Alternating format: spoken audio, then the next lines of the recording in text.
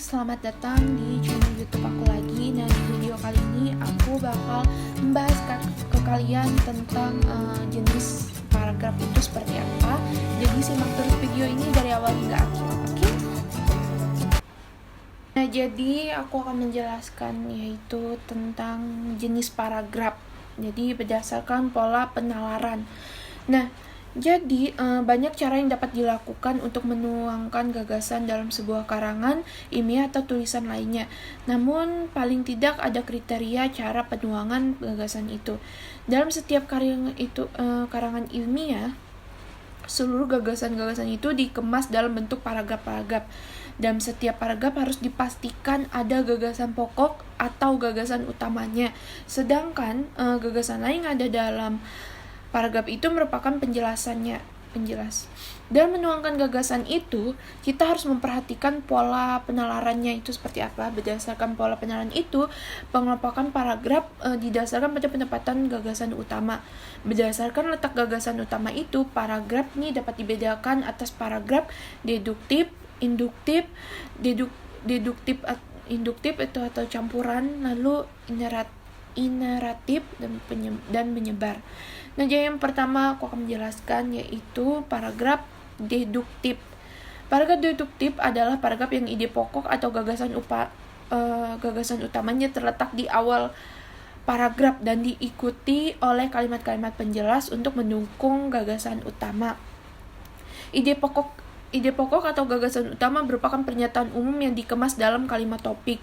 Nah, kalimat topik itu kemudian diikuti oleh kalimat-kalimat pengembang yang berfungsi memperjelas informasi yang ada dalam kalimat topiknya.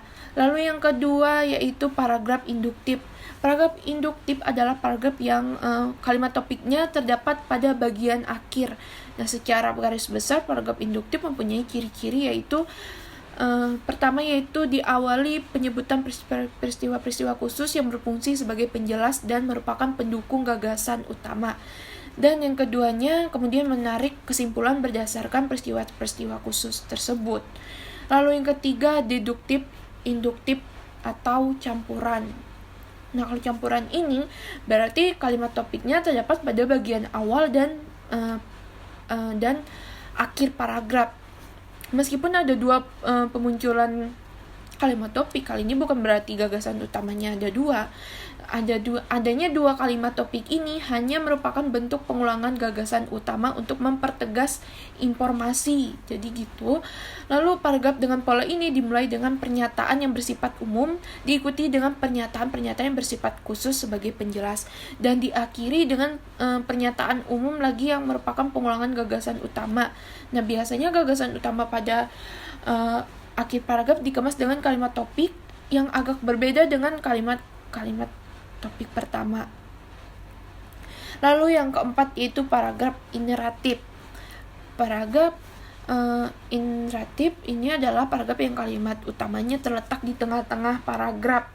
Nah, paragraf ini diawali dengan kalimat-kalimat penjelas sebagai pengantar, kemudian diikuti gagasan utama dan ditambah lagi kalimat-kalimat penjelas untuk menguatkan atau mempertegaskan informasi. Jadi seperti itu. Nah, selanjutnya saya akan membahas yaitu tentang berdasarkan gaya ekspresi atau pengungkapan. Apa itu?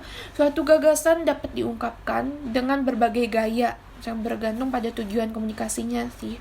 Jadi tujuan komunikasi yang berbeda pasti akan disampaikan dengan gaya pengungkapan yang berbeda pula. Misalnya, jika komunikasi dapat bertujuan untuk memberikan informasi secara objektif tanpa bermaksud mempengaruhi atau mengajak, atau gagasan itu dapat disampaikan dengan corak eksposisi, suatu gagasan yang disampaikan dengan maksud itu meyakinkan orang lain untuk tidak mungkin diungkapkan dengan corak deskripsi. Nah, penulis tentu akan memilih gaya pengungkapan yang paling sesuai, yaitu argumentasi.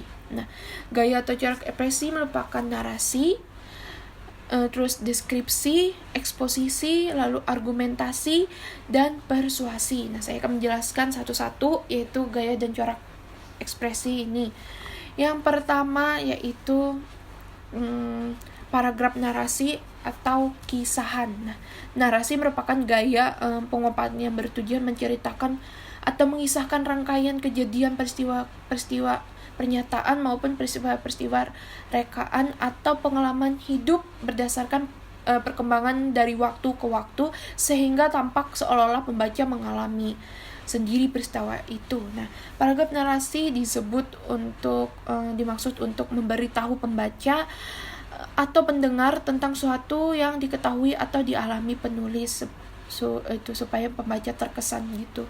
Nah, ciri utama paragraf narasi adalah adanya peristiwa atau kejadian yang benar-benar terjadi atau berupa imajinasi maupun gabungan keduanya yang dirangkai dalam urutan waktu. Lalu yang kedua yaitu paragraf deskripsi. Paragraf deskripsi berisi gambaran mengenai suatu objek atau suatu keadaan sejelas-jelasnya dengan melibatkan kesan indera, atau paragraf ini bertujuan untuk memberi kesan dan atau impresi pada pembaca terhadap objek, gagasan, tempat, peristiwa, dan semacamnya yang ingin disampaikan penulis. Lalu, paragraf deskripsi mempunyai beberapa pola pengembangan, yaitu yang pertama pola deskripsi spesial merupakan suatu pola pengembangan paragraf yang menggambarkan objek berupa ruang, lalu benda, lalu sama tempat. Nah, lalu yang kedua, pola deskripsi sudut pandang merupakan suatu pola sudut pandang yang didasarkan atas posisi penulis dalam menggambarkan suatu objek. Yang ketiga, pola deskripsi pengamatan. Pola deskripsi pengamatan ini sama dengan observasi, adalah suatu pola paragraf yang dikembangkan dengan melakukan pengamatan terhadap objek yang akan dideskripsikan. Pembaca seolah-olah dapat melihat atau mengalami sendiri tentang objek yang dilukiskan. Lalu yang terakhir, pola deskripsi fokus merupakan suatu pola paragraf yang dikembangkan dengan menonjolkan suatu bagian objek yang dideskripsikannya. Lalu yang ketiga yaitu paragraf eksposisi. Paragraf eksposisi merupakan paragraf yang bertujuan untuk menginformasikan sesuatu sehingga memperluas pengetahuan pembaca. Jadi itu dia, paragraf eksposisi bersifat ilmiah atau non-fiksi. Jadi paragraf eksposisi ini non-fiksi. Sumber untuk penulisan paragraf ini dapat diperoleh dari hasil pengamatan, penelitian, atau pengalaman. Nah, paragraf eksposisi tidak selalu terbagi atas bagian-bagian yang disebut pembukaan, pengembangan, dan penutup. Hal ini sangat bergantung pada sifat tulisan dan tujuan hendak dicapai. Adapun ciri-ciri paragraf eksposisi antara lain adalah yang satu yaitu berusaha menjelaskan sesuatu. Itu dia ciri-cirinya. Lalu yang kedua yaitu gaya tulisan bersifat informatif. Lalu yang ketiga, fakta dipakai sebagai alat kontribusi. Lalu yang terakhir, fakta dipakai sebagai alat untuk mengonkretkan informasi. Lalu yang keempat, paragraf persuasif.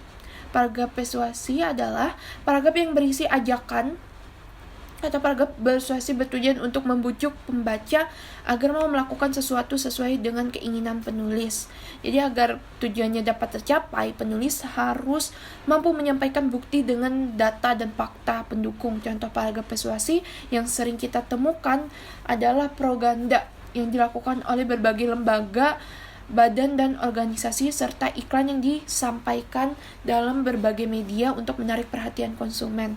Nah, dan mempromosikan suatu produk.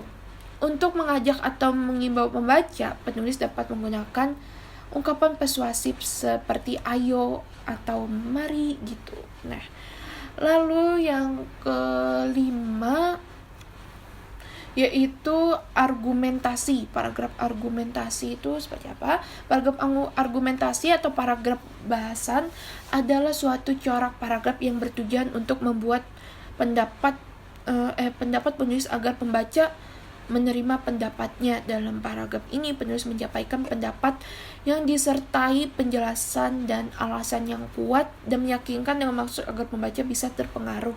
Nah, dasar tulisan argumentasi adalah berpikir kritis dan logis berdasarkan fakta-fakta yang dapat dipertanggungjawabkan. Nah, fakta-fakta tersebut dapat diperoleh dengan berbagai cara, antara lain bahan bacaan, yaitu seperti buku, lalu majalah, lalu surat kabar, atau internet. Nah, wawancara atau angket, penelitian atau pengamatan langsung melalui observasi. Selain itu, paragraf ini harus dijauhkan dari emosi atau unsur objektif.